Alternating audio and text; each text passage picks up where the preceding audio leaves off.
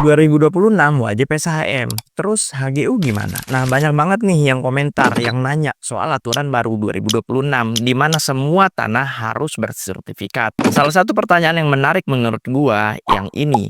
Intinya, kalau tanahnya sudah HGU, gimana nasibnya? Apalagi kalau HGU itu warisan dari orang tua yang sudah meninggal. Apakah otomatis jadi SHM? Mari kita bahas.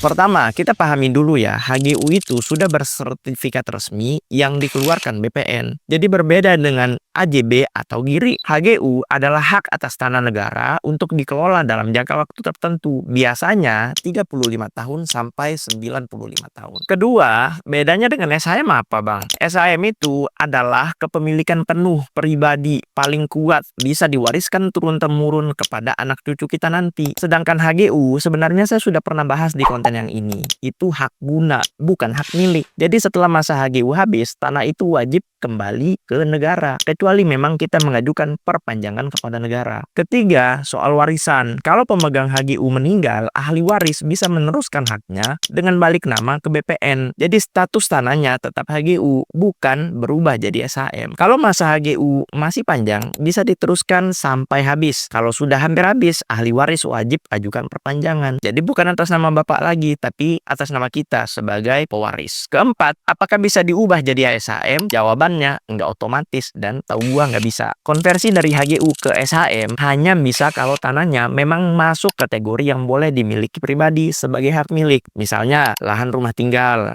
Tapi untuk lahan perkebunan atau usaha besar, statusnya tetap HGU. Singkatnya, saya cuma pengen bilang HGU itu sudah sertifikat, jadi lo nggak perlu repot lagi. Tapi sifatnya hak guna usaha, bukan hak milik pribadi. Dan itu bisa diwariskan, tapi ahli waris wajib balik nama dan nanti perpanjang sesuai masa berlakunya. Jadi jangan salah paham, HGU itu bukan SHM dan nggak otomatis bisa jadi SHM. Jadi untuk yang punya tanah, perkebunan besar dan lain sebagainya, atau mungkin kayak kemarin yang ramai antara Kang Deddy sama siapa itu yang sempat digusur, itu bisa jadi adalah tanah negara. Jadi kita harus mengerti bedanya SHM, HGU, HGB, dan lain sebagainya. Gimana menurut kalian?